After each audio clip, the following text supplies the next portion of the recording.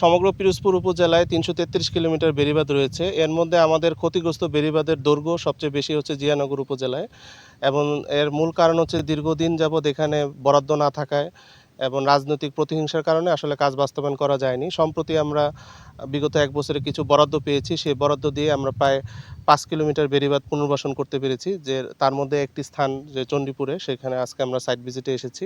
এরকম বেড়িবাঁধ আসলে খুবই দরকার। কারণ এখন প্রতিনিয়ত জলবায়ু পরিবর্তনের কারণে প্রতিনিয়ত ঘূর্ণিঝড় আসে, এবং এই ঘূর্ণিঝড় মোকাবেলার জন্য ঘূর্ণিঝড় সহিষ্ণু মাত্রার একটা বেড়িবাঁধ দরকার।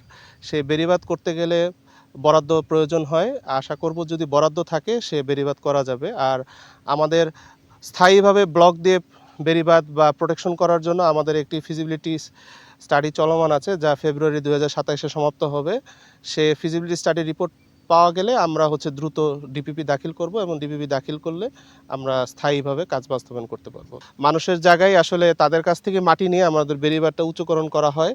তা মানুষ যদি স্বতঃস্ফূর্ত না থাকে সে কাজটা আমরা করতে পারি না। আবার দেখা যায় বিভিন্ন সময় পিআইও অফিস বা অন্যান্য এলজিইডি তারা স্থানীয় সরকার থেকে তারা কিছু বেড়িবাঁধের উচ্চতা বৃদ্ধি না রেখেই তারা ইট সলিংয়ের রাস্তা করে থাকে, এবং সেক্ষেত্রে দেখা যায় যে বেড়িবাঁধ যখন বন্যাকালীন সময় আমাদের পক্ষে কিন্তু ওই বেড়িবাঁধ টপকায় যদি পানি প্রবেশ করে সেটা ঠেকানো সম্ভব হয় না।